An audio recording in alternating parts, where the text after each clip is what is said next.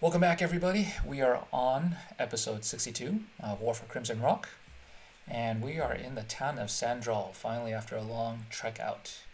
I'd love to have somebody, cough cough Megan, to give a recap of last time's episode, or if somebody new wants to, that's fine too. But I know Megan always takes excellent notes, but I'm going to throw it up there.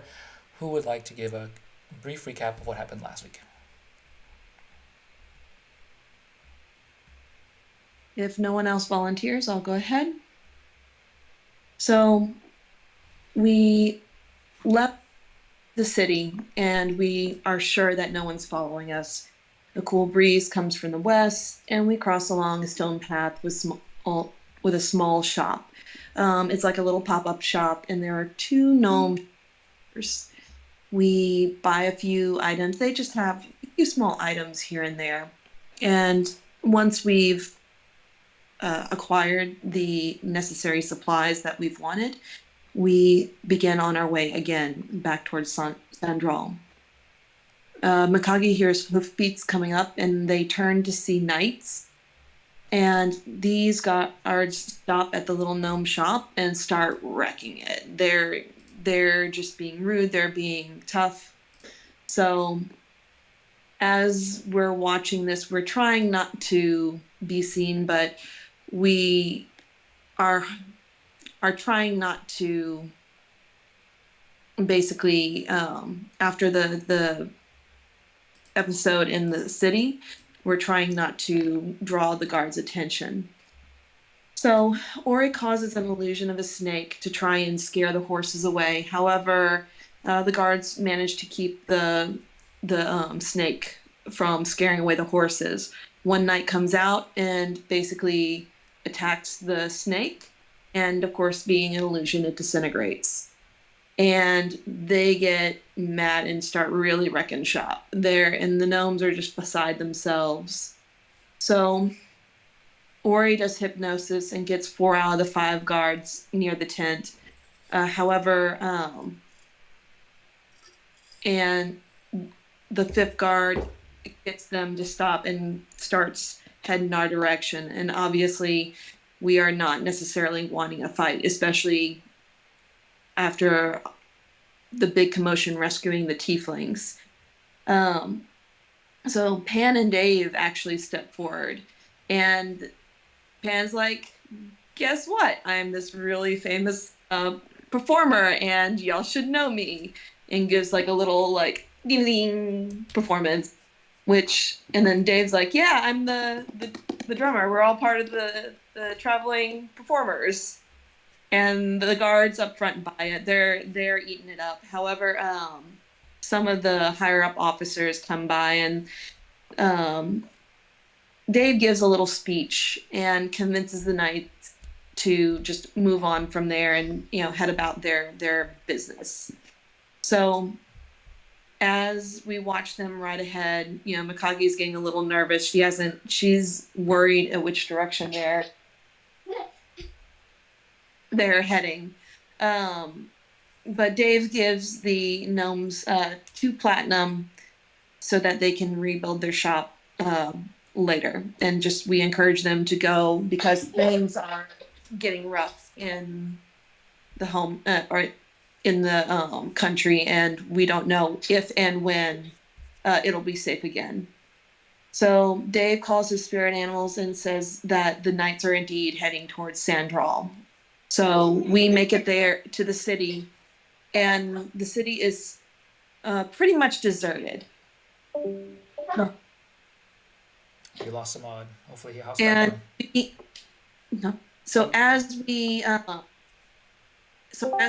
our way into the city, Mikage is getting like frantic. She's like, she knows something's wrong, but she has to find her brother. She heads to where he usually is, and he comes out. His arms are bandaged, and they embrace. And he tells her of a very mad tiefling that has come through, raging about his father's death and trying to find the murderers of his father. Um, So we are very convinced that it's Ori's brother, and Ori, I think, is very convinced that it's Ori's brother. we're going to work with the town. They're going to get a search party and track him down to keep him from hurting anybody else. But we can't figure out where he went. The spirit animals can't track him down, so something is obviously hiding him. What that is, have to find, and that's where we left off. We were going to go talk to some of the other shopkeepers and individuals in the town before we joined my brother in the search party to take down, or not take down, but get Ori's brother under wraps. Awesome. Thank you. That was fantastic. Did anybody want to add anything on top of that? That was good. It's good? Okay, cool. I'm going to add an icon on here. I haven't done that in a while. For Ori's brother. What happened to you, person? Hold on a second. Sorry. Isn't Lucius? Yeah, Leucis. I thought he was on. I'm sorry, not Ori's brother. I'm sorry, not Ori's brother. Mikage's brother. I'm sorry. I misspoke. Give me a second. Let me add him on there. And I guess I would ask you all, where would you like to have him? I'm assuming he's an ally as of right now. Let me adjust this And- image. Boom. All right, there we go. All right, let's try now. There we go. All right. So, where would you guys like to put him? Ally, neutral, or enemy? What do you guys think? He seems like an ally. For the moment, all I can assume he is an ally. I have no reason to suspect. He hasn't been acting strange. He, for all intents and purposes, she would consider him an ally. Does not understand what Mikage is saying about the world coming or collapsing. He's willing to entertain the idea. Cool. Samad, are you okay? You're dipping in and out. Your connection all right?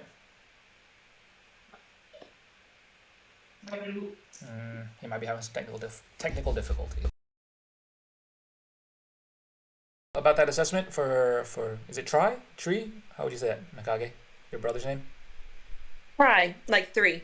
Try. Okay. Oh, try like 3. I like it. Everybody good? Excellent. Okay. All right. Well, let's go ahead and move on then. Here we go. Okay.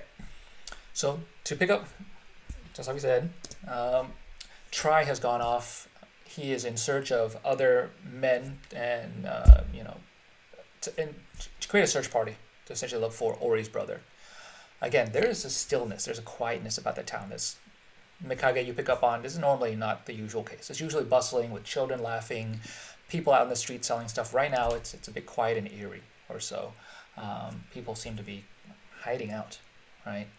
So Dave, if you imagine, your spider sense is going off a little bit because it's not the normal sounds that you would hear in a small town. As small as it is, you would still expect to be hearing things going on, but everything's relatively quiet right now. The spirits have not they've communed with you. They haven't seen anything. They're kind of keeping an eye out, but they're not quite sure yet. And so yeah, you've got a couple of people that you can talk to that have, a couple of people placed throughout that you may be interested in. So feel free to hover over any of those icons, decide who you might want to talk to, and go from there. I'll let y'all discuss.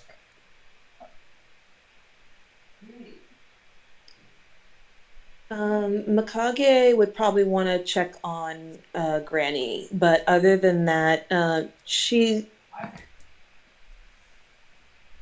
while she is part of the community, she has always been kind of an outsider even within it. She probably has a few people that she would want to go and she would probably check on them first. Granny, of course, being one of them, because she is always kind. She is always kind to everyone for the most part. Who's Karwalik? Is Karwalik a bird? Yeah, hood? Crockill? Oh, sorry, Crocodile. I believe he is a what's the Kenku. Because his name's also this thing that. Kinkaku? A what? A Kinkaku. They're basically Anthropomorphic bird people. Oh, Yeah. okay. And Siestrai, is she the priestess or is She she? would be the Tiefling priestess, yes. Okay. So after, like, I would want to. So Owen, of course, would probably be the forge or archivist. He's an owlin. Well, you can just go talk to them. Basically, I'll let you guys Okay. just say who you want to talk to. Because I'm wondering how much Mikage knows of them. So being that it's her hometown. How long have you been gone for? Remind me again, from this town? Let's just say 7 years. 7 years. Okay, all right. I will tell you once you get up to that person, whenever you get there. So how about that? Okay. So then I want to go to Granny first, but unless y'all have, y'all want to try the owl and the Kinkaku. The priestess will definitely have to speak to, but we may want her to be last, since she's probably the keeper of the tomes and stuff. Granny sounds like the person that would know everybody's business. So Yes, that Yeah. sounds right. Let's do Granny. let's do Granny. Okay. Do we want to wait for Rachel? She's AFK. Yeah. For right now. Just a minute then. Okay, all right. Let's go with, I guess, since in the interim, while we wait, I'll give you a little bit of details, I guess, for some of these people. So Granny, of course, as I said, I guess, Mikage, do you want to give a little bit of detail about Granny before you go and talk to her? Yeah. So Granny basically runs the tavern house, which serves as the town's like communal eating. It also has onsen for travelers. She's an elf matriarch, and her family actually is a mix of human and elves. Um, she usually has goods to sell and trade. Gossip. She will. She usually hears, of course, being that she's kind of like the town center. She definitely gets all the like gossip and juicy bits, and is generally well aware of what happens in the world. Despite she rarely leaves these days. And at this point, like, let's see. Oh. Yeah, her children are usually the ones that now leave and go outside of town I the will be most. right back too. Give me a moment, sorry. I guess while people are taking a break, I'm gonna get some talkies. Okay. Rachel, I'll fill you. So we were talking and we were thinking of going to Granny first. And basically, she's like the heart of the town. She's probably one of the oldest people here in the village. And I could kind of hear what you were saying. I was cleaning up some cat puke. ooh, fun. So I could kind of hear the majority of what you were saying. Okay. So that I believe elf matriarch, right? Yeah. Perfect. And Kenneth, is there anything else that I would have left out, or? I'm sorry, I had to step out too to let Jen back into the house. So we're all taking like a weird, everybody's dipping for a moment and then we're hopping back in. So it's a little bit of a weird, everybody stepped out to get something, which is funny. Okay, but I think you've covered most of it. So you head over to Granny's house, or Granny's tavern. Inside, you don't find very many people. It's quiet. Granny's there. I forgot that she was an elf matriarch. I actually put an image of a Dragonborn. But anyways, let's go with it for right now. I'll replace that image later.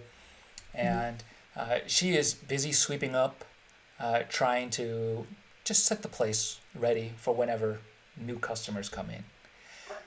You hear the doors creak open. It is, it's kind of an old place. And as you open the door, she immediately turns because she hears the sound. And she looks over and sees you all. Sees you, Mikage, and immediately just like rushes up with open arms. Mikage, it's been ages since I've seen you. What are you doing here? Granny. So I've been down. She has shrunken over the last couple of centuries, and of course Mikage is relatively tall, so she embraces her and bids her welcome, and she introduces Ori, Dave, and Pan, and she she turns to Granny and says, "I hear the town has lost its peace these days." It's it's a little crazy, quite honestly. How much do you know already, sweetheart?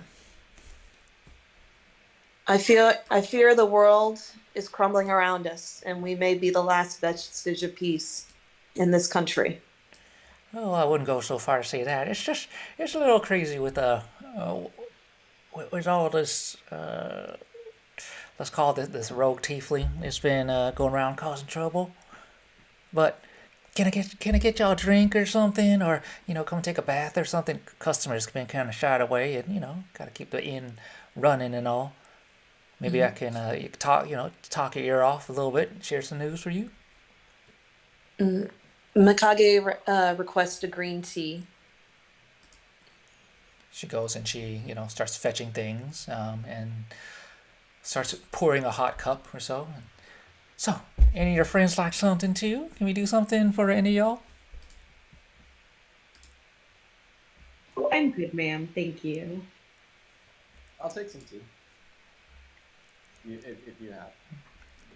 She gets out a nice pot. However, you see several cracks in it, and they've been sealed accordingly or so. But she pours little glasses for each of you, even if you don't want one. Puts on a little tray and hands it over to you.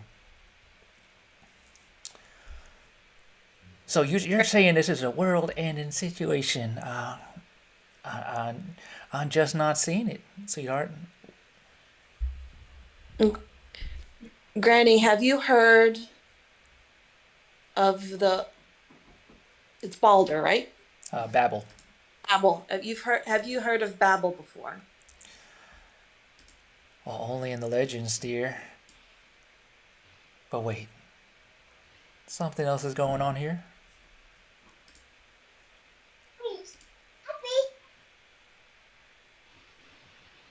Her eye, What is going on, Grandma? What do you know? her eyes kind of narrow down a little bit. She kind of squints a bit at you. Oh, I've been, as you know, I've been alive for ages and ages. But it seems to me like you maybe know a little bit more than you're letting on. What do you know? What do you know, sweetheart?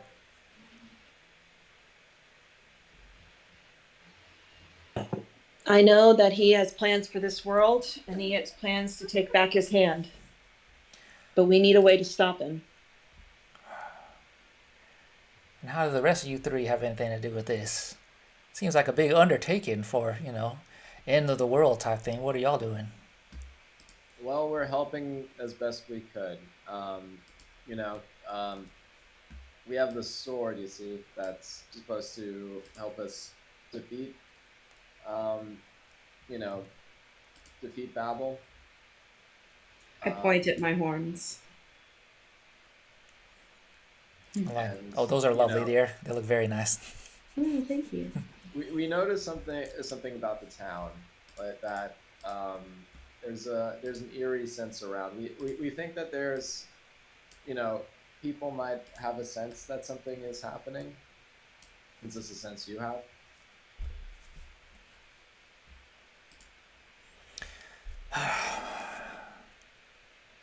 Let me ask you this before I get on. Have you talked to Try much? Have you talked to him? If not, Sadly, he thinks that oh, I am slightly a fool to believe that the world would be ending. However, I do not 100% believe him. While I don't call him a liar, I feel like you do. There's more under the surface. But I will give him some time to come about. Just for now, I'm kind of worried about my companion's brother. I believe he is the tiefling who is running amok, but he may be misguided. Unfortunately, we need to probably him first before he does any more harm. He's definitely misguided. He's probably confused and angry. He doesn't really mean to hurt anyone. Well, your brother, Miss Beautiful Tiefling with your fancy horns and all, yeah, he is quite causing a problem. Of course, scaring away all the customers and whatnot. You can talk to some of the other folk. They've been kind of a storm's been turned up over here. Everybody's all up in arms, not quite sure what to do. You can talk to some of the other folks, maybe get some clues on where he might be. But Mikage, your brother, try. I mean, he's got a good heart, but his mind and his senses are always of the sciences. They don't know about the magic. I've been around for several hundred years, and I've seen myself a thing or two. And I didn't want to say it yet, but I sensed you're coming. And I sense something more, a great evil is upon us. I fear you're right, Granny. As much as I don't want it to be so. You never knew this. Your ma, your pa, I mean, they served for Try's parents, right? They were their servants. And it's good that you got out of there, because his daddy's a mean one. But Try he's good. He does his best. But he's been taught the family secrets, but he just doesn't believe. But I can tell you do. Even in fact, many of the youngins, they don't believe any of this too. They come to me for their stories, and I tell them, but they all, they just think I'm old granny. They don't believe anything I say anymore, right? Do you think Siestra knows anything we can? Siestra, do you think she knows as well? Oh, she knows, and she knows to keep the secret as well.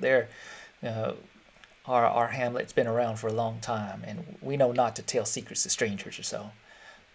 But since it's you, Mikage, I mean, I think you're finally ready to hear the truth about our little hamlet or so. I found some documentation way back. We're traveling. It is good to be home. Fear that coming home has also brought this upon us. Who else besides Siestra can I talk to? Are any of my old companions still here? The few that I would see about town? The few that would keep me company before I left? Oh, sadly, most of them up and left too. Once you left, honestly, you were kind of an inspiration for them to go out and explore the world too. Really, it's only just the youngins now that are here. I mean, you'll find little Kenku boy, Crockley, he's over there, always trying to mind the farm as best he could. And then there's Owen, who is he's kind of a youngin. You probably. Oh, sorry. Can you guys hear me or no? Yes? I can hear you, Kenneth, but I can't hear Mikage Yeah, I think or we got it. Megan. Oh, I'm sorry. I was nuts. I see her signing and saying she's missing Can you something. hear me? I can hear you now. Okay, I think when my husband picked up the earbud, it since it clicked over to it. Oh, no worries. So Are you good I now? am so sorry. Can you repeat that from? From I'm what? sorry. So when I asked about was there anyone left, you said Okay. no, and then that's it. I cut out there. Okay. No worries. Okay. So she sighs, looks at you, like, I'm sorry, honey, but most of your friends are gone. They were inspired by you to go out explore the world. They saw you as an inspiration. Most of them never even thought to leave this little town, but, seeing you leave and feeling all sad and such, they all left. So all that's left is these youngins. You got a little Kenku boy, Crowley. He's trying to do his best to manage the farm where he is. And, he gets into trouble when he does, but he's responsible when he can be. And there's Owen, who is the little owlin boy. He's a troublesome one, but he gets in and out of places, so you might find some interesting news from him or so. But a lot of the other ones, fortunately, they're all gone, sweetheart. Thank you, Granny. I appreciate it. Do you happen to know this sword, though? My companions have found this along our way as well. We may come back to speak with you, but I just wanted to ask before we moved on. This- I unsheathed the sword and, like, present it to Granny. She takes a step backwards. She kind of looks at it in awe. In all my years, I never thought I'd lay my eyes on it. Is this truly the sword that cut off Babel's hand? We believe so. We went to great lengths to acquire it. We think it will help us stop the end of the world. It was in the body of a dragon slain by one of Dave's former clan members. So, obviously, it was put there for some reason, as he said.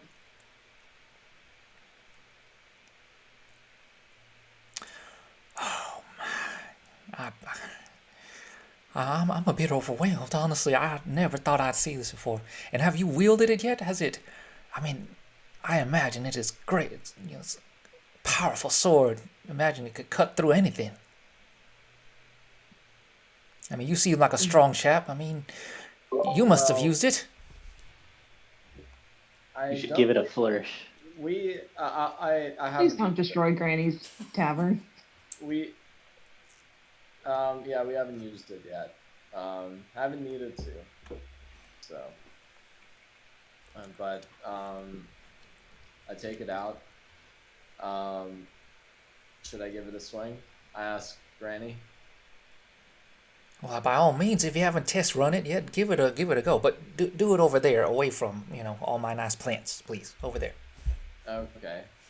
All right. So Dave goes. If Granny is, I'll go out to the hay barrels right outside her house and just I give it a straight chop all the way down a hay barrel to see how far it goes. The town erupts into flames.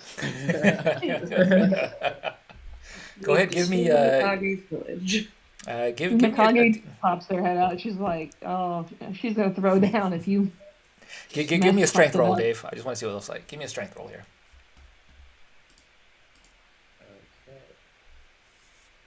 LA earthquake here with California.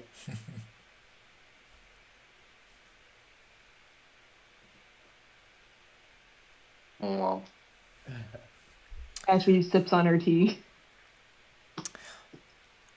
You cut through the barrel, but it's really no different than any other sword you've swung, Dave.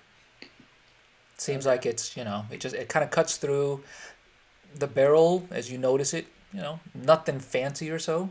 You slice through the barrel, but it's like, don't really notice anything all that different or so.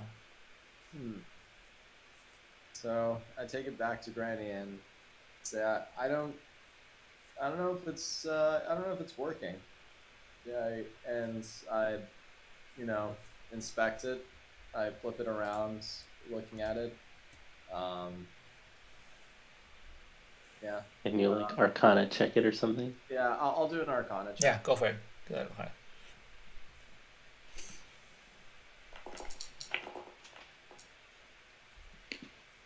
There you go. Something decent. As you inspect the sword, right, hold it in your hand. You hold the hilt in your hand. You concentrate really hard, and you can feel like a whisper of magic kind of flowing through the sword. You sense something going through it, but at the same time, there's something blocking it, right? Something that you can feel like there's this huge, I say huge power, but that's not quite right.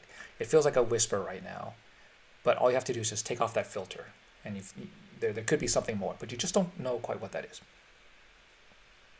Okay. Guys, I think we've actually encountered this before. where there was something blocking the transmission of the, you know, information.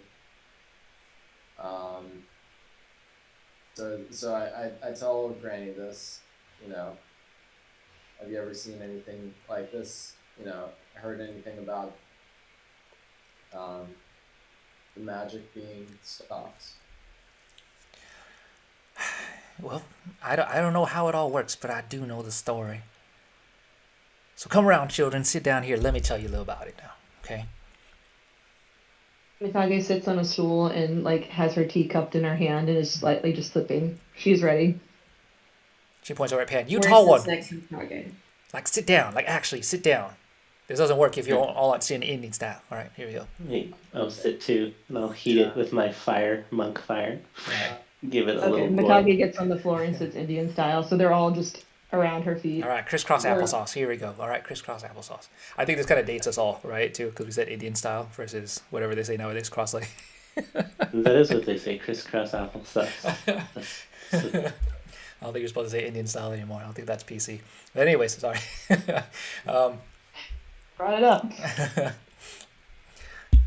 So she tells the tale. She's like, a long time ago, and this may be, Mikage, you may know this. There's an ancient king that summoned Babel to this place for greedy reasons, and he sacrificed many people for a wretched stone. And he summoned Babel over to this realm, but he couldn't control him. And however, he tried to do what he could to control, to handle Babel, because Babel promised him the world. But Babel, he's a cunning one, he betrayed that king. And he killed him. And he laid waste to a great many lands all around. However, there was a warrior that stopped him.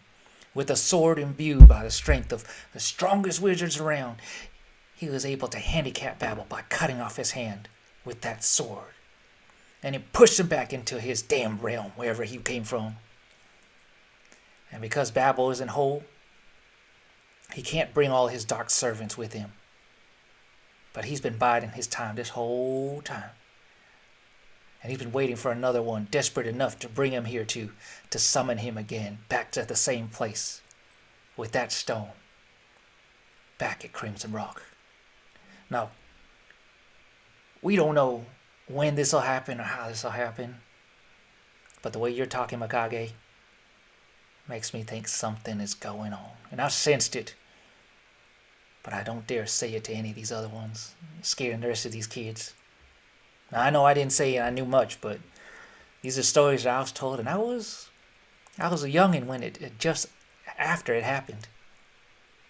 But my mama told me, and all my uncles and grandfather and great-grandfathers, they all told me too, and I know it's true. But it's been hundreds of years since then.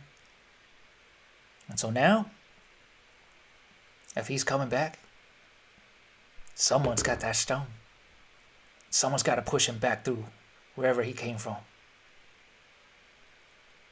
Now, if you have that sword, I hope it better work somehow, some way. Somebody around here has been known to take care of things, but everyone has a little bit of information here and there. We're supposed to all keep it to our hearts. So you might have to talk to some people and find out a little more. Okay. Unfortunately, I think we only have 6 days before the plan to bring Babel comes underway. They're going to wage war on Crimson Rock, and I have a feeling that if it took sacrifices to bring Babel into this world, I am assuming, again, they will need blood of innocent people. Now, for the stone, I don't think any of us have seen the stone, but we know that Babel's hand is also in motion, basically. Not quite the thing, but, His hand is great powerful too. That, and if they have some semblance of the stone, they can at least open the portal. And once he walks through, he's going to need to be reunited with his hand in order to open it up even wider to bring in his whole army. But just him, he can bring in a few by himself, but he can't get everyone. Mm. He may come in just to get his hand and then open the gateway for the rest of the way. I don't know. What do y'all think? It's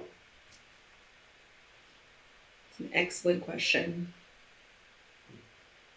The only stone that we have talked about would be the ministry's communication stone, right? That's what it was called, communication stone. That was Sean talking about earlier, right? With Well, we the also have bloodstones, you know, from. Do y'all mean the Metaras stone? Sorry, Metarat. Yeah. Yeah. That was the thing that they killed a bunch of people for, used their blood, etc. They may be making it, but I wonder if it's out of the Tiefling blood specifically. Yeah. oh, it was Dave's clan. That was who was it? Who did it? We fought those people, and one of his buddies was there pushing the carts. Those people weren't all tieflings, were they? No, they were people. They were humans too. Yeah. I mean, it could be genocide and, blood of innocent people. Could be two things going on at once. Mm. But we can.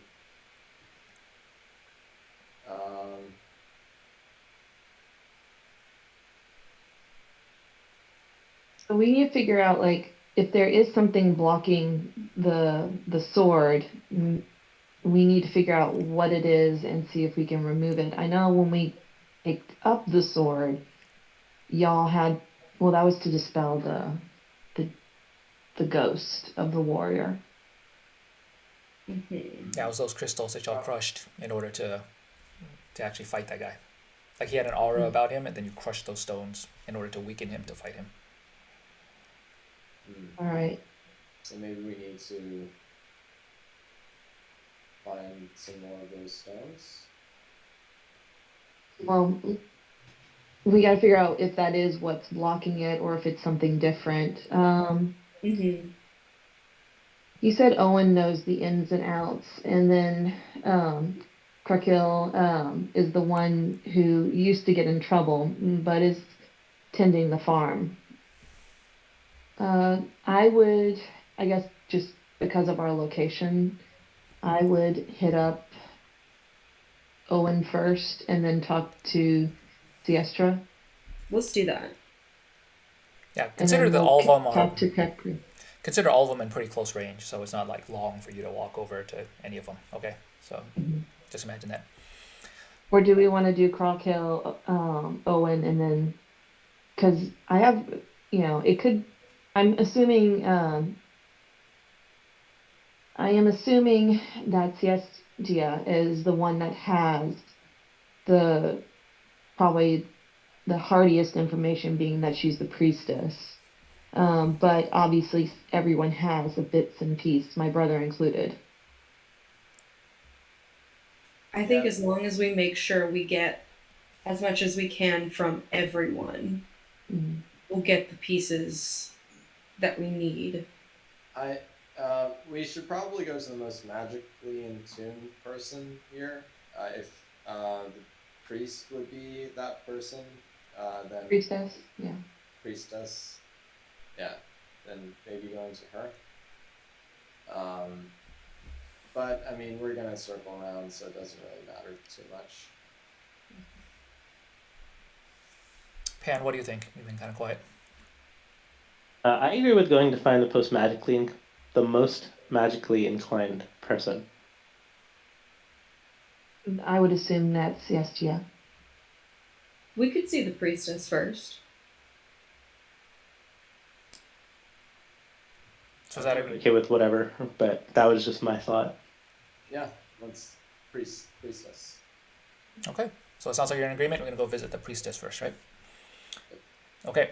So Mikage says goodbye to Granny, and wishes goodwill with her goodwill with her family, as she normally does in parting. She reaches over to you, tries to give you a big hug, as you are much taller than her now, and her size is shrunk, so she tries to give you a hug. And then she tries to give each of you a hug as well, too.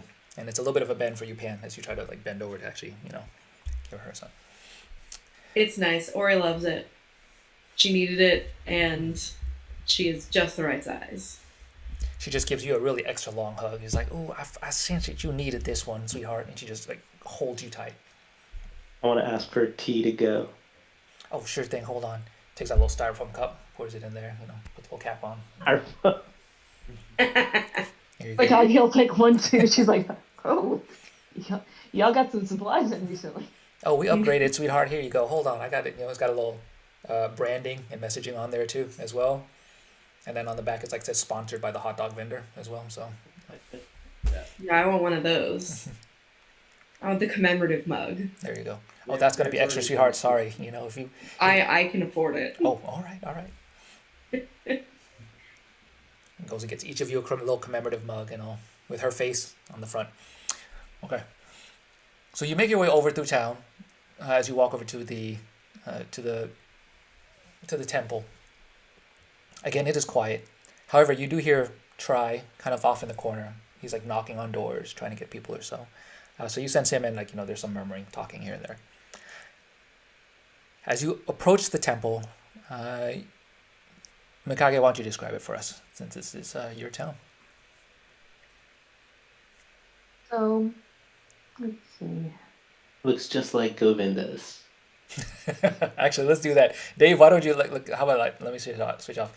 Dave, why don't you or Sean, why don't you describe what the temple looks like, since you just saw one? It is a temple, in the with tall, I don't know what you call it, pillars with concrete pillars that have gold on the top, and a great restaurant at the bottom. Not immediately clear that it's a temple though. It looks primarily like a restaurant. And going inside, you see a lovely, garden. A few people playing around, children, and religious folk in religious gear. You know, wishing everyone well, and the priestess who is, talking to some of her followers. We walk up, greet her, and I guess Mikage knows the most about it, so she'll take the reins. Yep. You see the priestess, Siestia. She is elegant in her step. She's wearing a very simple gown with some gold trim around the neckline. She has an ornate headdress that she wears to kind of signify that she is the keeper of this temple. However, the rest of their clothing is, again, very simple, very elegant, but at the same time, too, there are slight, flourishes of gold embroidery here or there. She has a maroonish skin, and she is a tiefling. So her horns kind of point backwards, and her hair is tied up in a nice little bun in the back. As she finishes with some of her followers, who are all quietly praying, she looks over and she sees you. She's her party. And she goes over and then she greets, hands together. And then she greets over to you, Mikage. It is so good to see you, sister. What has it been? 7 years now? I think 8 years that since you've left. What are you doing here? Mikage formally kind of curtsies. She extends her wings. She bows her head and puts her hands out, palms up, in recognition. And she says, "Greetings, sister. It has been almost 7 years. Maybe you're right, just about 8. But unfortunately, I come not with good tidings. I believe, a great disaster is upon us. I believe that Babel is returning for his hand." The moment you say Babel, you see her eyes kind of light up a little bit, and she's like, shh, and she pulls you over to the side. And then after she Mikage starts, is just like dragged. yeah. And then she notices some of her other followers kind of like paying attention, and she kind of waves her hand, says it's okay. But then she gestures for the rest of you to come, like, come here, quick. I hurry over. Same. Same. Okay, sister. This is a little bit alarming, but you need to tell me a bit more. Now, first off, who are your friends, and what do you know of Babel? So I'm sure you've heard from Granny the different things going in the world these days. Villages being burned, towns upended, war on the brink. My companions started this journey, and as we were brought together by circumstances, it seems that we have come across Babel's hand. Unfortunately, we do not have it with us. However, we do have the sword that severed it. Mikage like nudges Dave, like elbows him. And I, take out my sword, present it to the priestess. Let's say, this is supposed to be a very powerful sword, but we see that the magic is being blocked somewhere. I tried using it, and it acted as a normal sword. When I, inspected it with Arcana, found that there was only a whisper of magic where we should see a great flood. We were wondering if you knew anything about this. If you could help us, that would be greatly appreciated. I cannot believe I am in the presence of the great Acheron blade. Is this truly the sword of legend that they speak of? I mean, I've only seen pictures in scrolls and drawings of it. It looks quite like it, but this is a sword of legend or so. Are you sure that this is a sword that they speak of? We're fairly certain. We came across it in the heart of in the bones of a dragon. Fending off magical beings. We have good reason to believe it is. Do you mind if I hold the sword for just a moment? Yes. And I don't mind. You may. She takes the sword. Mikage's just going to keep focused on the sword and just like examine every inch of it as the priestess holds it. Okay. I would like to do I'd like to just perceive the priestess before handing her the sword. Okay. Go. And get ready to like not let her run type shit. Yeah. I just want to make sure that she is who she says she is. Okay. All right. Ori thinks she's really cool. I got my eyes on the doors. Mikage trusts her pretty much, but a lot can change in 7 years. Dave, you notice that although she has a small frame, she is able to hold the sword quite steady. And even in your grip, you know that this sword is quite, it could be cumbersome for a normal man. So she's able to hold the sword, even though she's a little bit smaller, she's able to hold it without seeming like she's burdened by it. And as she looks at the sword, as she's kind of investigating it, and she glances across and she sees, and like, oh, it truly is an honor to have such a sword. And it is an even greater honor to be in the presence of warriors who could fetch this sword. I'm sure you've noticed the runes right here on the side, don't you? Don't you see them? And she holds them up to you. Yes, the runes. We've noticed them, but what do you notice about them? They're in an old language. It hasn't been spoken in centuries or so. This sword, as legendary as it is, it was quite sought after, and those who protected it knew that they couldn't let it fall into the wrong hands. And as such, they did protect it with a scroll of unraveling. And it was a two-part, it was almost a lock, that if you had the sword and you had the scroll, the mere unfurling of the scroll would empower the sword again, such that you could use it at its full potential. Which is why I'm sure you've tried to strike anything with this sword, and it, quite frankly, I'm sure in your capable hands, young man, you look quite strong, but in your capable hands, didn't quite feel like anything. And that was, frankly, that was part of the magic that held it in. Because this sword, as you know, took the hand of Babel, and so many sought to own it themselves in order to take over this world. And so it was placed in the caregivers, the grave of those who were sworn to protect it. So the fact that you have it here now tells me that you've gone to great lengths to have this. When you say the graves of those who sworn to protect it, would those be near the sword? Would those graves be near? I would understand so.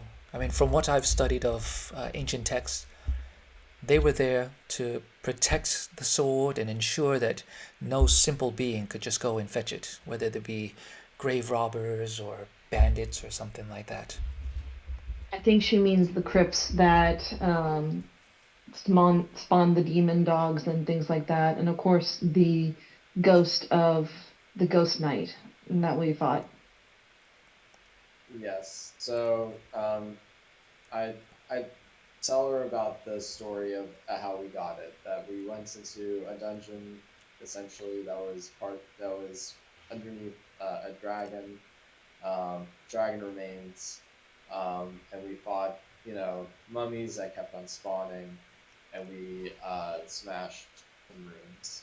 I said, do you think that the scroll would be there? It most definitely is not, actually. Wouldn't be kept in the same place. Right you are. You're a smart one. I like you. And as you know, sister, she looks over to you, Ori, our ancient homeland in Crimson Rock is a very special place. They entrusted our people to take care and protect this land such that Babel could not return. And that is where our ancestral home is from. And I'm sure you know, I'm sure you were told these stories as a youngster, were you not? I mean, we all were, to some extent. The sword is protected at the dragon burial site, and the scroll was once here, actually.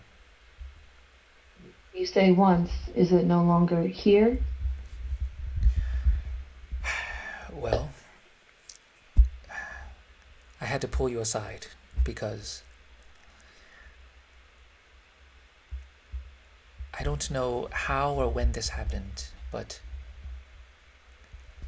when I went to go check for the scroll, it had been stolen. Now, me not knowing that the sword was taken, or that Babel is all just bits and pieces. Quite honestly, a lot of this happened when this other, let's call him a troubled tiefling, has come in and caused all this mess. He came in looking for his father's murderer, and in all the ruckus or so, something happened to the scroll. I don't know what it is.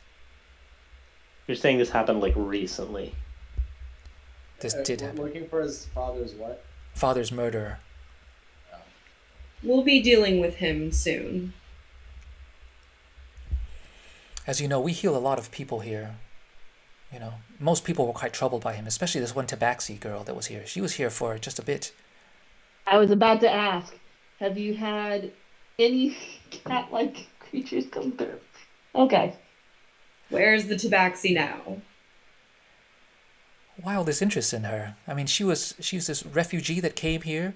She had wounds on her hands that I helped heal. And she Kind of didn't... like my brother? Well, I haven't seen Try in a while. Actually, I take it back. I did see Try. His hands, yes, they were burned as well too.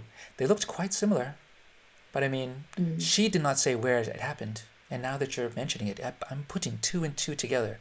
That perhaps it was this rogue, this troubled Tiefling man that came in here. So perhaps he hurt her as well too. But once I healed her, then the ruckus started with this, this other Tiefling man, and afterwards, the scroll was gone, and a lot of our followers left, and she must have escaped in the calamity as well. I have a feeling that the Tabaxi woman has it. Mm. The thing is, I have a feeling that both of them, and not only do I believe you're right, Ori, but I have a feeling that she may not be the killer, but she may know what happened to your father. And of course, that is probably why your brother is tearing up the town. Yeah, if she's the closest thing that he knows to be the killer, though I don't think she actually is, she is who he would go after. And from what we gathered at the apartment, I wonder if she is even the Tabaxi that she appears to be. Um, Can you show us where the scroll was kept? Yes, you must follow me. Like the other followers are not privy to this information. She leads you over to a side door, and inside is almost like a secret compartment. As she slides the door over, she kind of does this.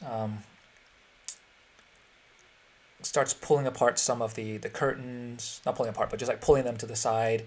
It's kind of elaborate as she's kind of moving these things aside, and then as she lifts up the spot, you see this mantle that's holding like these two wooden mounts, and then there's a scroll. It looks like something would have been placed on top of there. Okay. I'm going to perceive the. I'm going to do a perception check. I'm going to actually or inspect. Yeah, go ahead and do an investigation. Do an investigation. Yeah, go ahead. Investigate. What about everybody else? What are y'all doing? Pan, what are you doing? Yeah, same. I want to know where.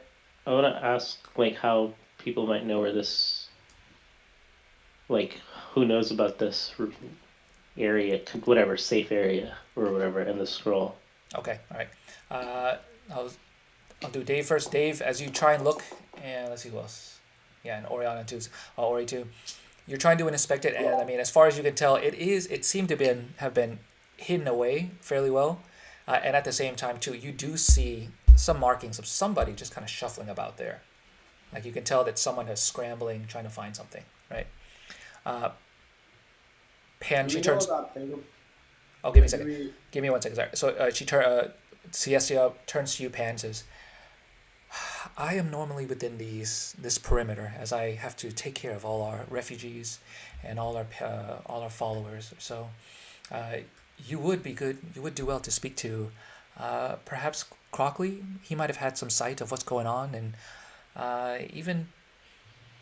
Crockley might have seen something. Perhaps he tends to be over in the area, even though he is always tending to his farm, to his parents' farm, like a good child that he is. He has a good view sometimes of the market and things that are going on in that site, so he might have seen something there. Okay. And then when you guys do your inspection or whatever, can they tell how it was, like, opened or like, is there signs of like what the signs were? You said there were signs, but like. So tabaxis are cats, right? Yeah.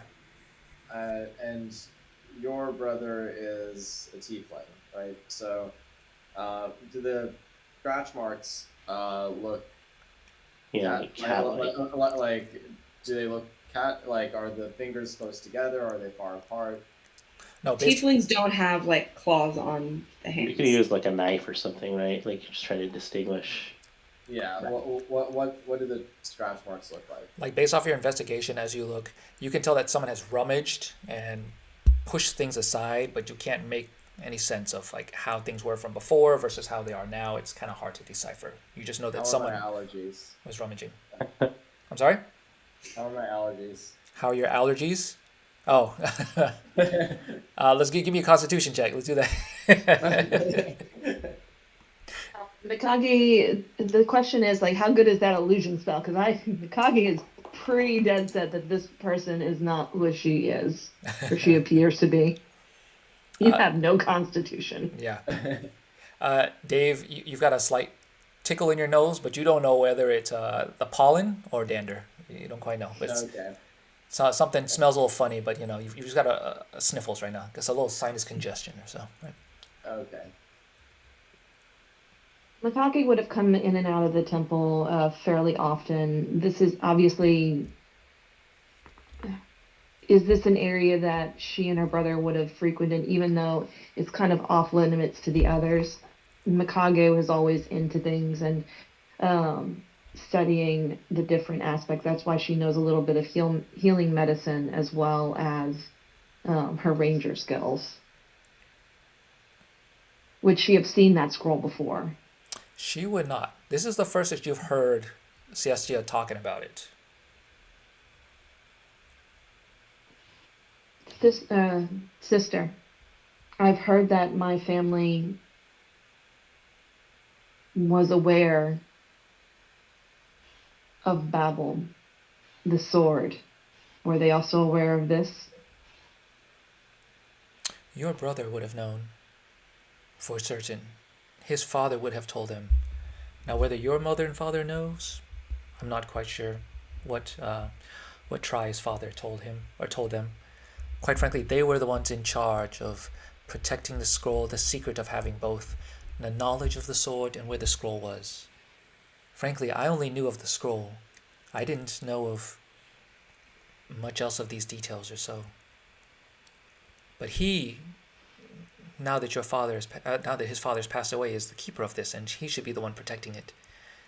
Well, as you know, he's never been quite a believer of it all, and well, I've kind of taken on the responsibility since he seems to have shirked them for the most part, but we haven't had a need to discuss them or do anything with them until recently, quite frankly.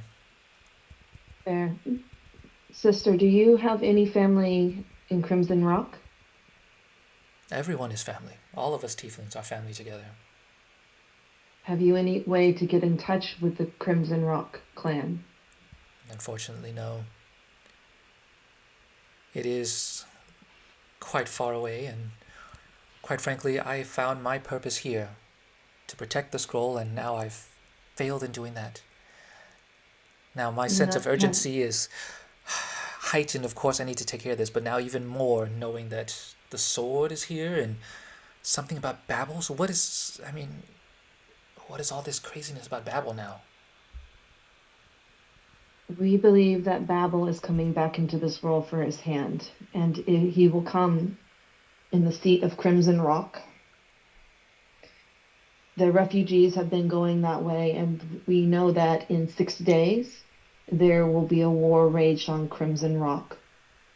And that is why we want to get word.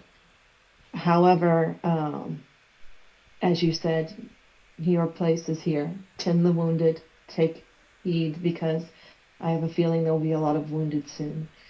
If you hear anything new, let us know as soon as you can. If you can catch the ear of my brother, all the better. Unfortunately, as you said,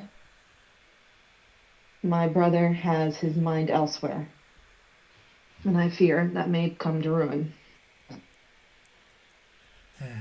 Well, as long as they don't have the sword or the hand, you've got the sword, and hopefully, you can stop whatever's going on here. I just worry because I believe they have the hand. This is much graver than I could ever even imagine. You have to find that scroll, Mikage. Unlock the sword and stop whatever they're doing. I don't know what it is, but it's definitely no good. Okay. We'll reach out to Crawley. And what do you know of Owen? Owen's always getting into trouble. He's always getting into mischief here and there. However, he always does have his ear to the ground, so he might be, might know a little something, but always take his Do words you with a grain of think salt. do you think Owen will know do you think Owen may know which way Ori's brother has gone? Or what places are best for him to hide? I wouldn't put it past him, and at the same time too, he tends to spin a tall tale. He's always looking for attention after his parents died, so he's always, you know, trying to get the best of us, wherever it may be, and it gets him into more trouble than anything else. But you never know, right? But I hope that you find peace for your tiefling brother and for whoever else, and again, get that scroll, and stop whatever's going on. So before she goes, Mikage apologizes. She realized that she did not truly introduce, so she gives out their names, bows as respectfully as you can. Um, my questioning has concluded. However, I do not know if my companions have any more words for you. Mikage kind of goes off and is looking at the statues in the temple before she departs. I want Dave to ask her where she learned to hold a sword. Yeah, I ask. You pardon me for, you know, assuming, but you seem quite strong for somebody of your frame. This is not a light sword. Do you lift? Lift.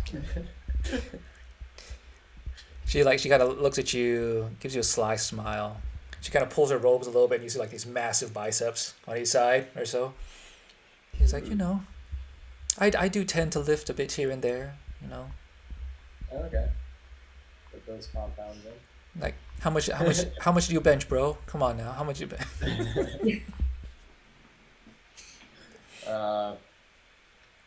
Yeah, no questions. I'm good to go to Crawl if he's the one that saw Ish or whatever. Yeah. He may have saw something. If he did, we should talk to him. Yeah, I'm down to talk to him. I want to know where whatever is currently the Tabaxi is. The priestess. She bows gracefully, says, "Thank you for coming. Please go with peace and do what you must." And she bids you adieu. All right. So you guys all headed to Crawley, huh? I'm saying his name wrong. How do you say his name? Because I would say Crockhill. Crockhill. Let's go. Crockhill. Let's go with that. You head over to Crockhill's house. It is a modest farm. Pan, why don't you give us a brief description of what it looks like, of what you're seeing? What's the environment of this city?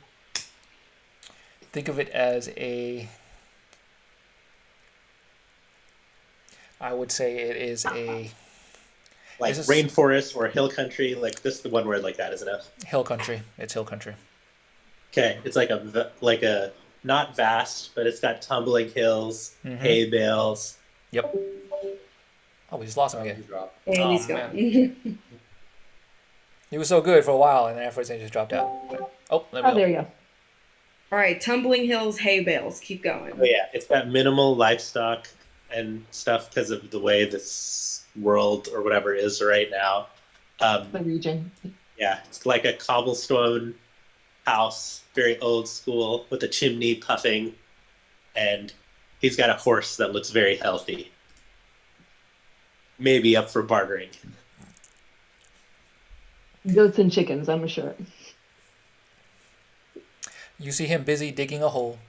He is a young Kenku male. We've got horses though, right? Sorry. You do have horses, We've yeah. still got our horses, right? Yeah. We do have our horses. Yeah, you still have your horses. He's a young Kenku male. He's got a grayish hood over his head. Smallish frame, probably about 3'6" or so. He's busy digging a hole right now. Seems to be, setting up some plants and trying to get ready for, the new season. He wipes his brow, kind of breathes out, because you could tell that he's been working pretty hard for a little while. And he sees you coming over towards his house. Kind of puts his, shovel down, kind of waves at you, and is like, "Hello, strangers. Hello. What are you doing? How can I help you, kind folk?" Greetings, brother. Hi. We're looking for. We've heard there's been some rumblings in the town. Mikage, if you want to take it, because I imagine you know him or her. No, this is a young blood. While I may have known him as a small babe, unfortunately that I've gone for 7 years. He is probably it was probably about 10 the last time I saw him, maybe 12. Okay. All right. Well. Hey there. We've been looking for something. We're looking for a scroll. We hear there were a few people who came here to and caused a ruckus. There was a Tabaxi and there was a Tiefling. The scroll is very important to us. It's the one that's kept in the temple. We were wondering if you knew anything about it. It's unfurling the scroll would cause this magic would cause this sword to imbue its magic to help us do something very important. Well, I don't know anything about a scroll, but you said Tabaxi and a Tiefling? Yeah. Is that right? Mm-hmm. You'll never believe it. I am over here digging my hole, and I look over to the side and I see this Tabaxi girl just walking along, and you don't see one of those every day. And I see her walking along, and then all of a sudden I see this young Tiefling soldier just run out in front of her, and he just started beating her up. And I was start screaming like, "Hey, stop it! Stop it!" And I was yelling for him to stop. And the moment he turns around and looks at me, she gets him really good, just like punches him right in the stomach. And I see a big whoosh of air. It was like smoke and air just popped everywhere. And I was amazed. And he fell to the ground. I don't think he got up. He fell to the ground. She disappeared. And then afterwards, I went to go get help. But when I came back, he was gone too. What direction did she go when she disappeared? That's the crazy thing. I didn't see it. It was just a big whoosh of air. Whoosh of air, sand and dust got thrown around everywhere. I had to go try to tell somebody, but nobody believes me. They'll just see me digging my hole and, just tending to my garden. Nobody believes anything I say.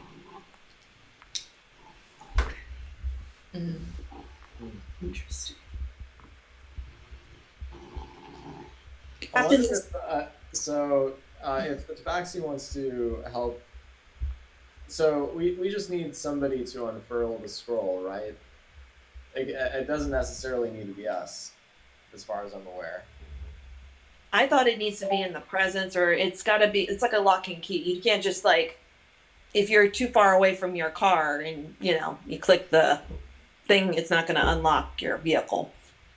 No. But, or it could be you have to read it. I think she was not quite as clear on that particular aspect, but we need to get both to be able to use the sword properly. You can also light a scroll on fire without unfurling it. I would like that to not happen. Yeah, that could happen, and that could be very bad for us. However, so I turned to Crockhill. Young brother, if you do happen to see either of them again, come as soon as you can to see us. We will believe you. It's very important that if we see them, we talk to them, at the very least. If not, beat the crap out of both of them. Oh, I can't believe somebody finally believes me. People keep on saying it's because of my list, but still, I am an important person here, okay? I know things. I see things. But thank you for believing me. Thank you for believing in me. Well, you do an important thing. There are very few here that attend as well as you do. We thank you for providing for the village. Well, I do what I can. Thank you. Is there anything else I can do for y'all? Don't believe so.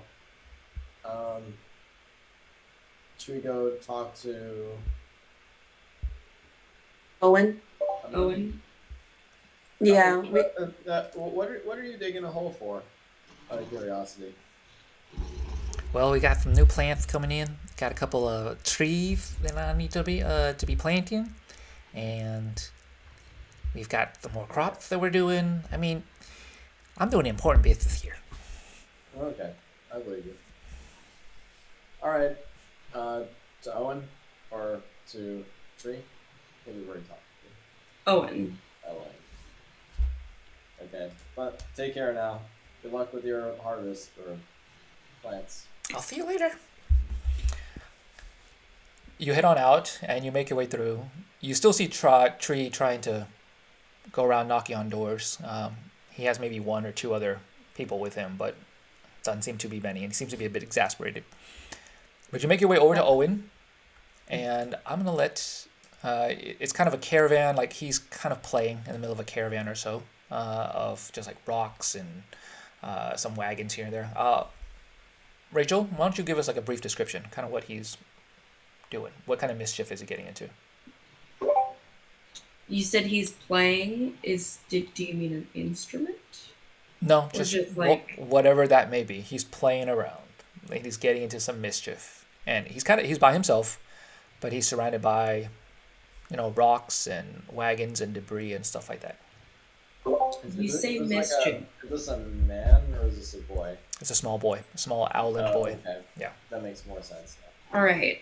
He is most definitely, he's got a slingshot and is practicing his aim on some small bottles and boxes lined up on one of the big rocks. That is prime mischief. I like it. As you approach it, you hear like you see some bottles, you see some rocks. He's got a slingshot. Lets go of a couple of them, and you hear like whistle for a second, and then bang, hits him. Hits a loud, cracking sound is when the bottles get smashed, and you see him jumping up in the air. And it's like, yes, I got it. He's super happy. He does not hear you approaching him. He's so busy, like just jumping in the air, because he's been practicing his slingshot. And he doesn't notice at all that you guys are approaching him, and he's busy trying to line up his next shot right as you get closer. What do y'all do? Are there more bottles? There's two more bottles, like another rock, a can, a cup, like whatever, just kind of random broken bits and bobs that he's found and is lined up on this fence to shoot at. Okay. I take a rock and throw it at one of the bottles. How big of a rock? Just as big of a rock as I think it'd take. The smallest rock that I think would still knock over a bottle. Give me a dexterity check. Looks like Dave is the only one rolling right now, but that's okay, guys. Were we all supposed to throw rock? No, just Dave. You throw the rock over. It falls just shy of any of those bottles or so, and he sees it and then immediately shoots, and it like flies off somewhere. It's like, oh man! And he turns around, looks at you like, you messed up my shot, dude. Come on. Goes over and picks up another rock and is like, y'all need to leave. I'm busy practicing. Can't you see? Takes another shot. Starts lining it up best he can. Mikage sips on her tea. We will. We just got a few questions for you. You're not in trouble, don't worry. Are you sure? Did Granny send you to come get me? She's always sending people to get me. No, nobody's sent us to do anything. But we are investigating something. Um, Ooh, like detectives? it involves the sword. Look at how cool the sword is. And I pull out the sword. Yeah. It is giant in comparison to him. He like it, it's twice his size. He just kind of looks up at it and is like, whoa. Yeah. Yeah. Here, hold it. Well, actually, no. Sorry. Don't. Um, Grabs the sword and puts it back in Dave's pouch. Just like, He's like really frustrated. He's like, oh man, I really want to. well, one day when you get older, come see me. But just keep practicing. We're looking for. We're trying to solve a mystery. Do you want to help us solve a mystery? Like detectives? Yes! I am the best detective there is anywhere. Nobody believes anything I say, but I know it all. What do you need to do? I can help you. We're looking for a scroll. The scroll, it will help us make this sword so powerful. It'll be a really awesome sword. And there was a Tabaxi and a Tiefling in here, a few weeks ago, or a few days ago, and we believe one of them has that. And do you know anything about this? I don't know anything about a scroll. I didn't see anything, but I did see a tabaxi. I saw a tiefling. I saw a whole bunch of men. It was like an army of them. There's so many of them, and they were like fighting or something. And then afterwards, they were on top of a giant waterfall. And then afterwards, they came rushing down. And I think I saw a unicorn or something like that. But I mean, yeah, I think I saw that.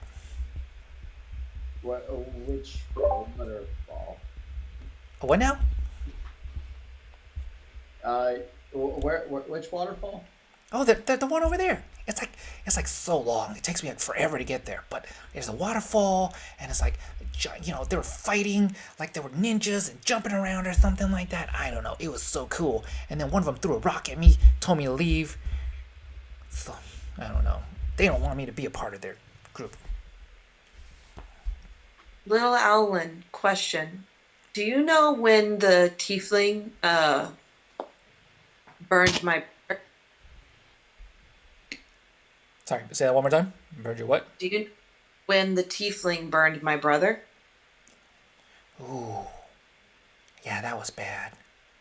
I get really scared when I saw him hurt your brother. I got really worried, and then so I ran and I hid. I mean, I don't know. It all happened so fast, and I couldn't do anything, and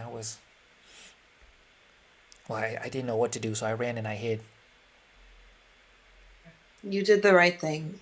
But did you see the tiefling leave? Was the tabaxi there too?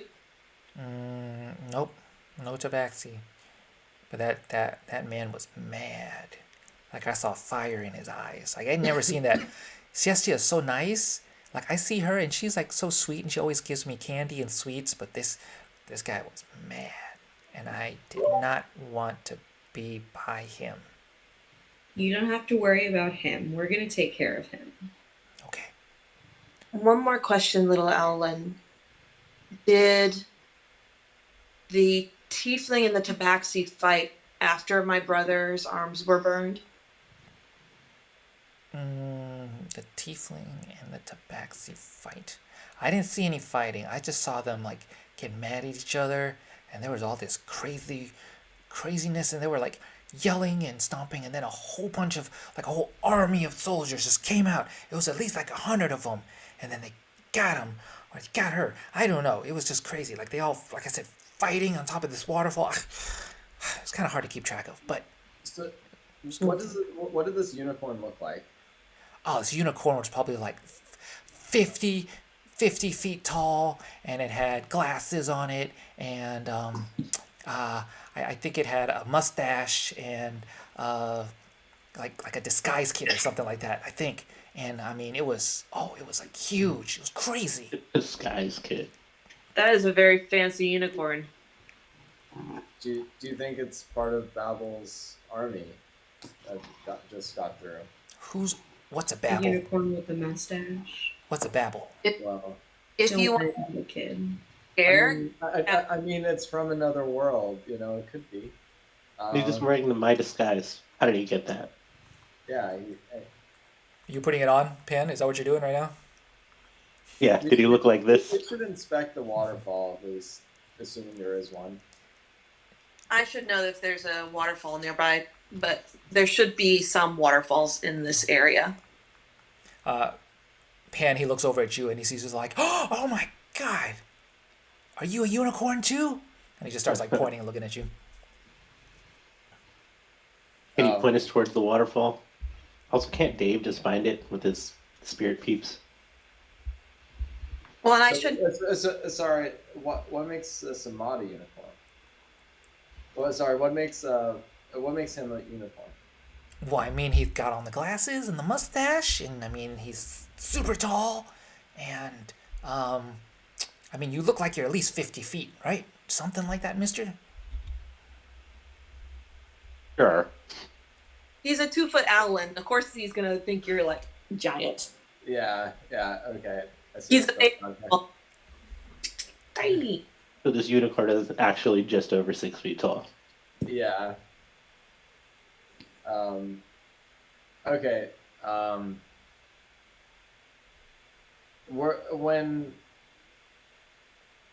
Because the unicorn could be. We don't know anything else about it. Okay. Why don't we go look for the waterfall, guys? Before we go, I'm gonna bend down, pick up a little bit bigger rock, hand it to Owen, and say, "You use a bigger rock. You aim a little bit higher than your target. Try that." Good thinking, sister. He pulls that rock back, lets it rip, and it hits one of them with a loud clang, and he's like, yes! He starts jumping up and down. I did it! He's super excited. That kid. Goes and gives you a nice little hug around your leg, and he's like, thank you, sister. Owen, do you want to come with us to the waterfall to show us where it is and what you saw? Oh, it's so far. It's like 1,000,000 miles away. Okay. Like, I'm tired. I'd rather sit here and you do it. You do it, and you go. I would rather the child stay safe. So I tell him, if you wanted to hear the story of Babel, go ask Granny. I'm sure you'll have a fun time. Oh, You know, she loves to tell stories. she always gets mad when I steal all our candy. But okay, I'm going. And then he runs off. And you see him scamper away. I sent an image of what I think this little fluff ball looks like.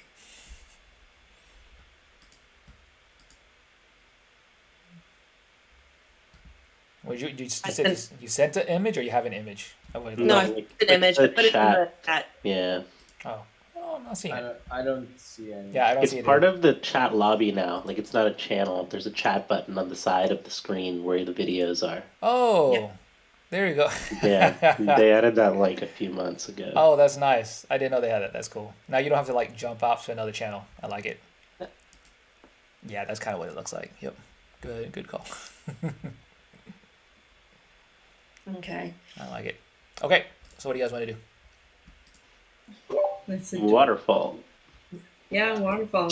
Should we talk to my brother first and get their party involved? The quick question about the search party that my brother has gotten together. Is it mostly Dragonborn? What's the grouping of the search party? As you go, you're gonna go and find him and talk to him again. Is that right? Because if we're going to search for the Tiefling, I do want to keep my word, because I've asked my brother not to leave until we have joined up with him.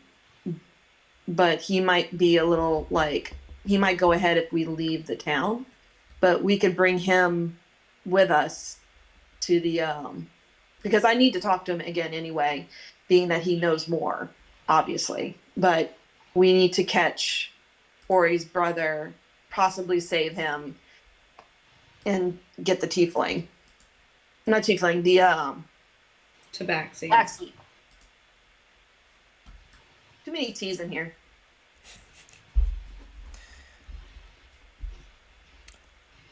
So what do y'all think? Do y'all want to go and catch up with him? Sorry. Let's go yes, see or- Try. Yeah, let's go see try. Okay. I want to know what the, like I said, the makeup of the search party that he's got together as we walk up to him, because Mikage, especially if there's a lot of Dragonborns, that's not always a good thing for her in the town. Or at least it was. I don't know if things have changed. You find him in the middle of the. Let's see, where's my mouse? There we go. Okay. You find him in the middle of town. He looks a little bit frustrated. He once had 2 or 3 people with him when you last saw him, and now he is all alone. He doesn't have anybody with him, and he's kind of just scratching his head. We need to talk, dear brother. Let us go home and talk together. You know more than what you let on. I'm sorry, Mikage. I tried my best to get some search party, and unfortunately, it seems like that rogue tiefling has caused quite a stir and had a couple volunteers. And unfortunately, once they heard what we were doing, they decided they didn't want any part of it. So No worries. We still plan to go catch him. However, I need more from you.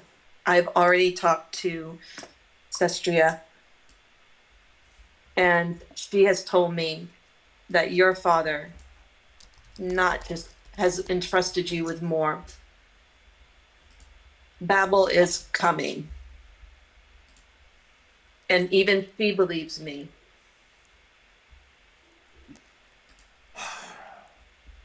you still hold on to this fantasy, Mikage. There is no such thing. There is fantasy, brother. We've seen the hand. We have the sword. This is no fantasy. I have been there to the other world. I gave up the memory of my parents, our parents, the only ones that raised you, instead of the father that used you. This is all quite a bit much, Mikage. I mean, are you sure? It's been a while since you've been back, and now here you are spinning tall tales. I mean, Father was always talking about some ridiculous scroll and some sword or something like that, but I mean, this is centuries ago. I mean, this is all The just scroll was preposterous. stolen. The scroll was stolen, regardless of whether you believe. This is what's happening in the world, and it's happening around these things. Wait, what do you mean the scroll was stolen? How is that possible? Destia said when the tiefling came in, he was looking for who killed his father.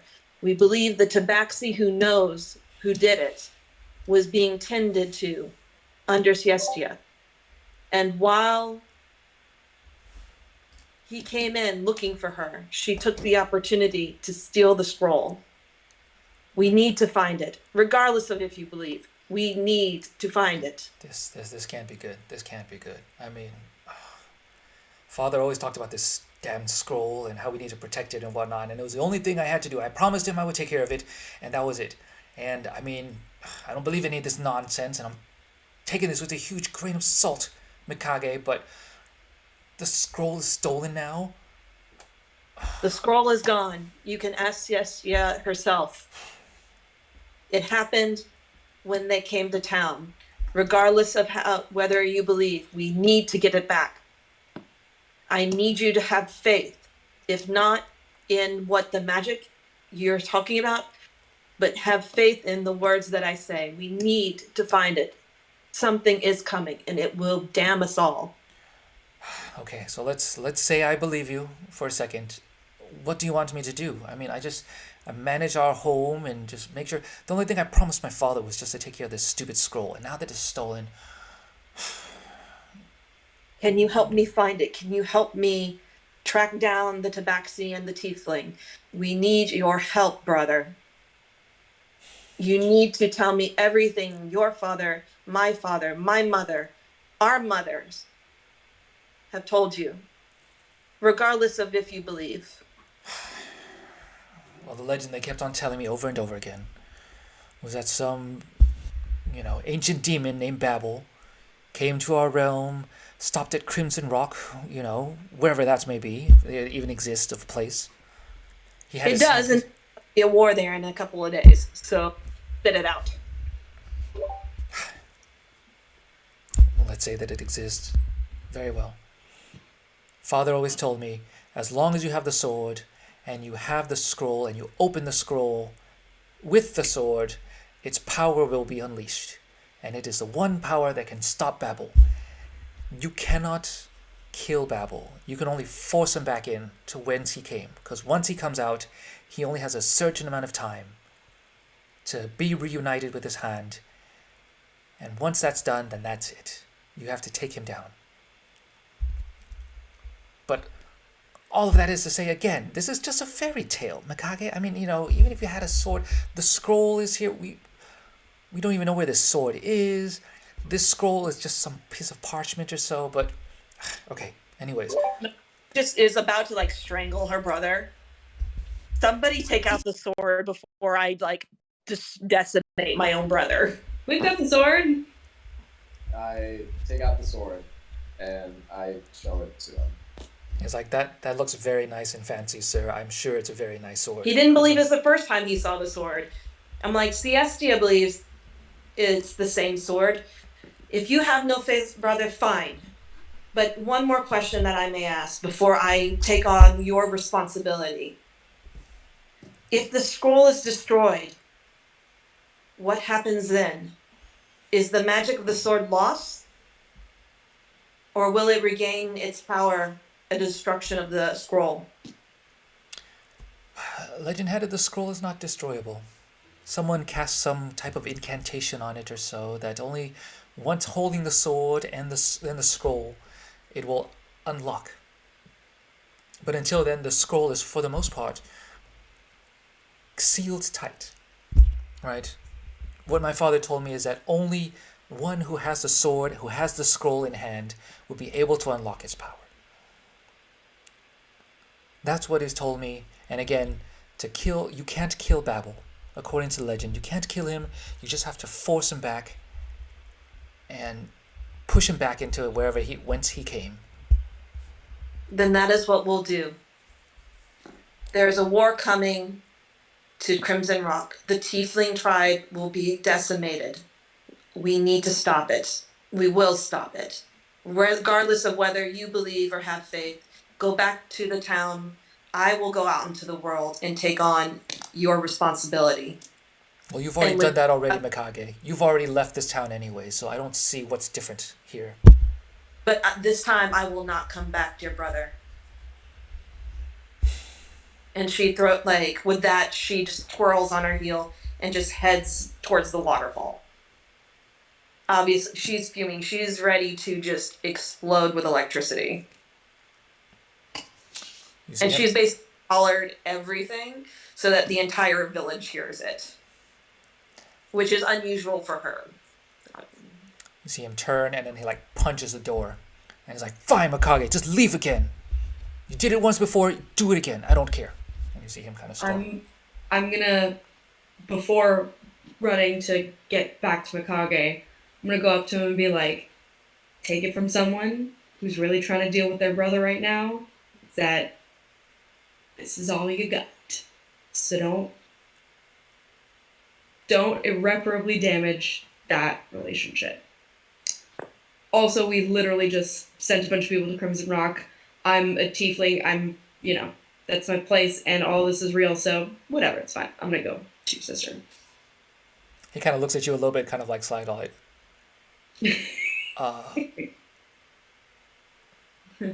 Okay, Miss Tiefling that I've just met, but good luck, And good luck with Mikage. She is more than enough. I'm tired of it. And then he just walks off. All right. Dave and Pan, how about you guys? What are you guys thinking? What are you guys doing? I will. I think let's go to the waterfall. Okay. Okay. I'm going to commune with the animals nearby to see if they saw anything. As you talk to your spirit animals, your spirit eagles, they. And sorry, I'm communing with like the actual. Oh, I'm Like, sorry. yeah. I guess okay, give me, I guess, a little bit more specific. What do you mean?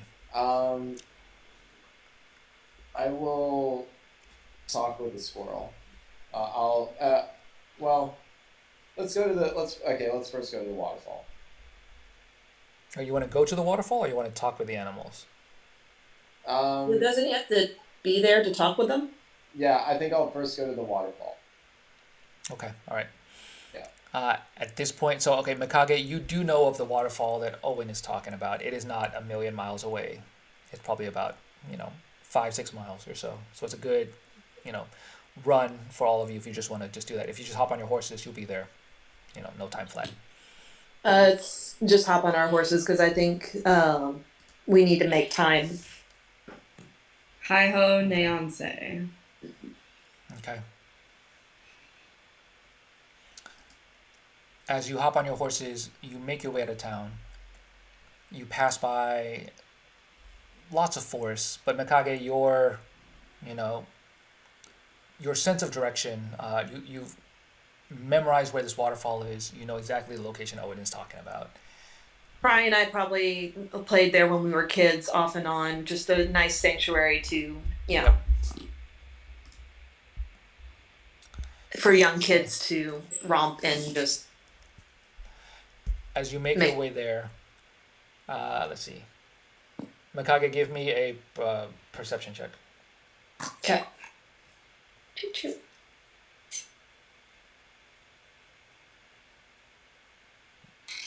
And do I get advantage since I'm familiar with the area, or a normal? Normal, please. Okay. Hi ho. As you approach the waterfall, you you're familiar with the sights and the sounds of it already, and the smell.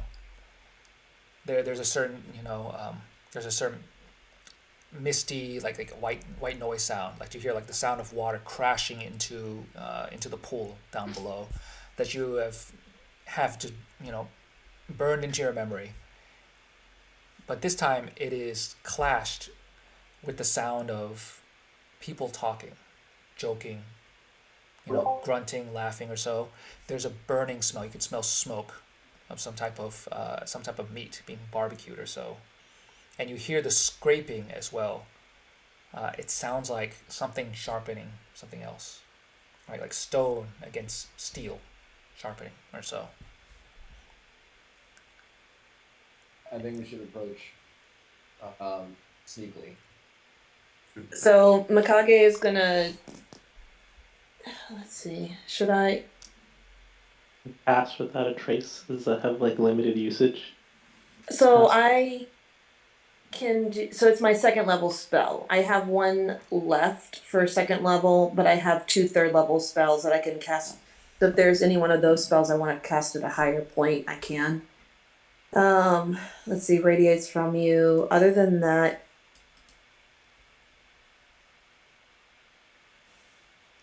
It just makes. I'm just gonna go ahead and cast it, because if we can get advantage on an attack, I think that's best.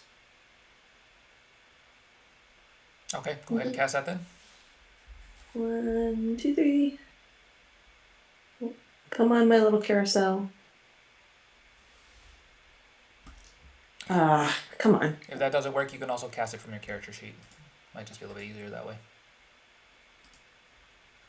Okay, so while you're doing that, Well, I'm trying to. So I think part of it's my computer was it where it's a Windows 7 and it's just not compatible with this stuff. no worries. I'll just do it for you. I'll do it from your character Thank sheet. you. Might just be a little bit easier to do. So you're gonna cast it at second level. This is a second level spell, right? Yeah, it's the last one I have for that. So Okay. Go ahead. Cast it. How would you like to configure how you like to cast this spell? 1, 2. How's it doing this? Nope. Just consume a spell slot. It's the second one. Let's do that. Let's see what happens.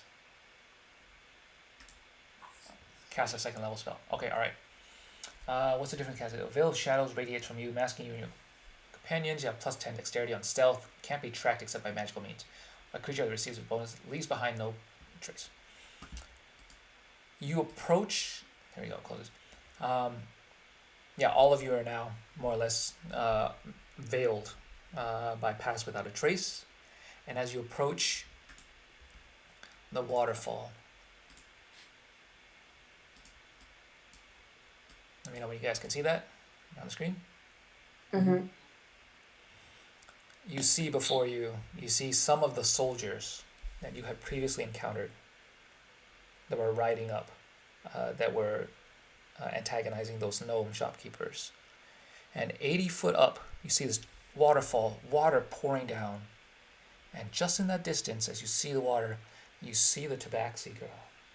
And you see your brother Lucius, Ori, kind of hit her holding him high above the waterfall. His body is kind of like held dangling as she holds him there.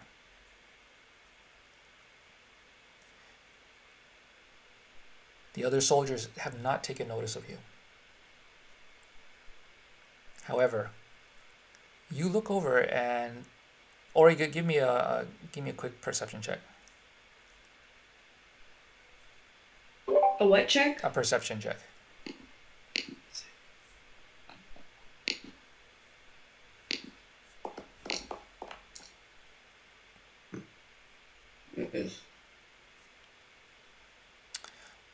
You don't know what it is, but you look over in that direction and you can sense somebody's eyes kind of staring down in your direction.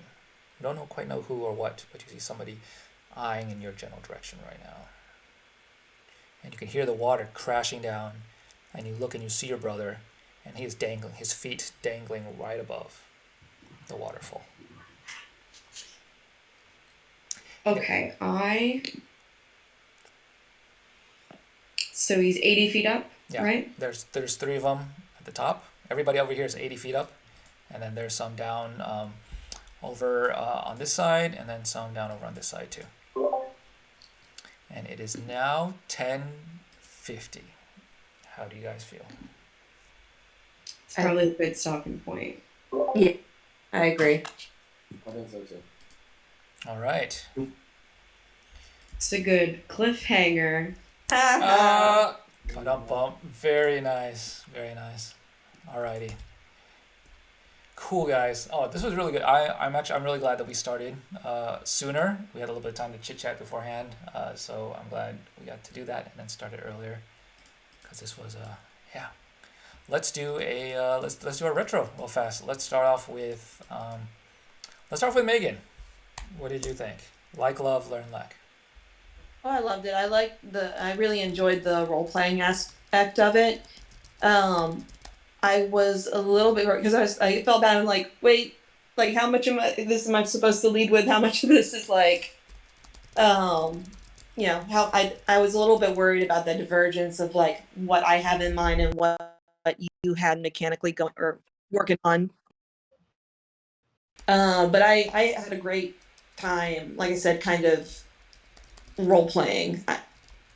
Hopefully, I didn't step on any toes with the like or the interaction between you and or the Fry and Mikage and da. Oh, I thought it was great. I'll get back to it. Cool. Anything lacking you want more of or less of?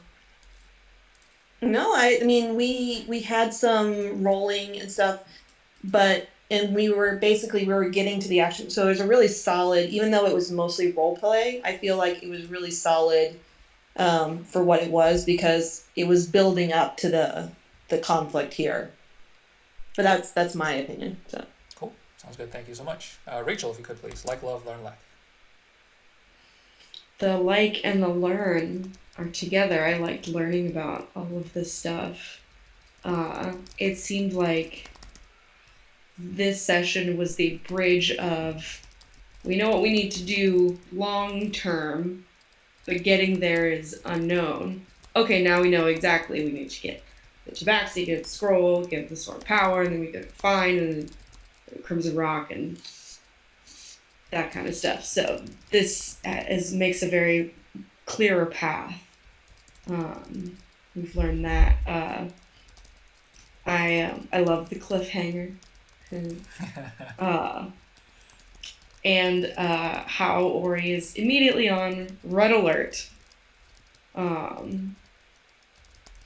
It was mostly role playing, lacked any fighting. However, I think we are about to get into a big fight, so not lacking for long. All right, cool. Thank you very much. Samad, if you could please, like, love, learn, lack. I really like the exploring of the town and learning about Reed's home and finding out investigating what had been going on by talking to different people, including two little people and the kid. Yeah, I thought it was fun. And I was intrigued to see where we would meet the brother and the Tabaxi. I didn't necessarily expect them to both be here so soon.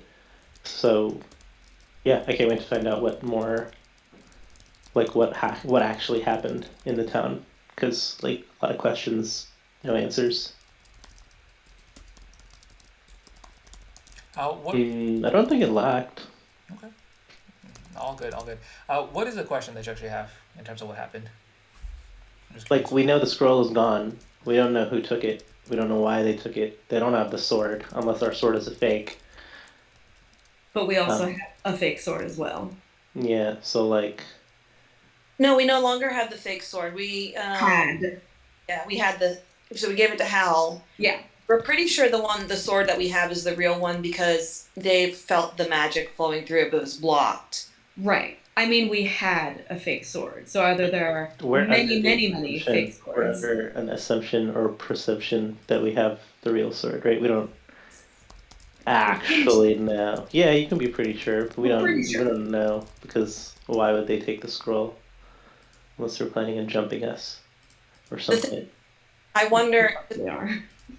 We aren't 100% sure which one of them has it. We are assuming, or at least Mikage's assuming it's the Tabaxi, but they could also be looking to fight Babel as well. But they're just going about it in a really crappy way. Cool. Awesome. Thank you very much. And finally, Sean, please. Like, love, learn, lack. Yeah, I think my favorite part was figuring out what the kid was saying. Like, part of it was true. That was really fun.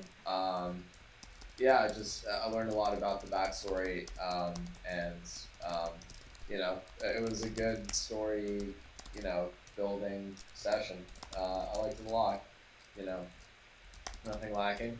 I mean, fighting, but we did need some backstory, and I think we were going to get into a fight here, but a lot of information gathering, which is good. Yeah, and I'm really excited for figuring this one out. Awesome.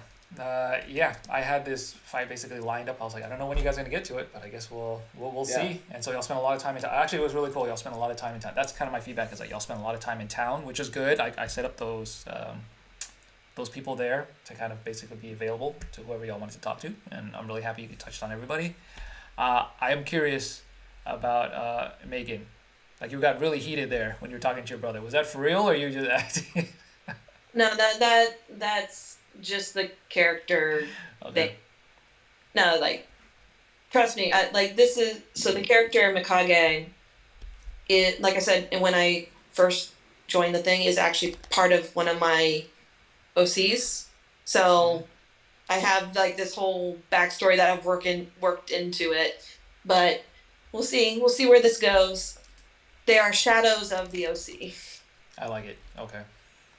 Yeah, I thought that was great. Actually, I love that heated confrontation between you and your brother. And I thought, I was like, oh, wow, this is really getting into something. But I loved everybody's, all the interactions and everybody chiming in too. I appreciate everybody giving awesome descriptions of places and how things were and stuff like that. So yeah, and I'm excited for this upcoming battle. So we'll go from there. But all right. Oh, I'm sorry, Maggie. Do you want to say something? No, I said woot woot. Okay, cool. All right. Well, we will continue this for next time. So thank you for everybody who's listening to this, and yeah, I'll see y'all soon.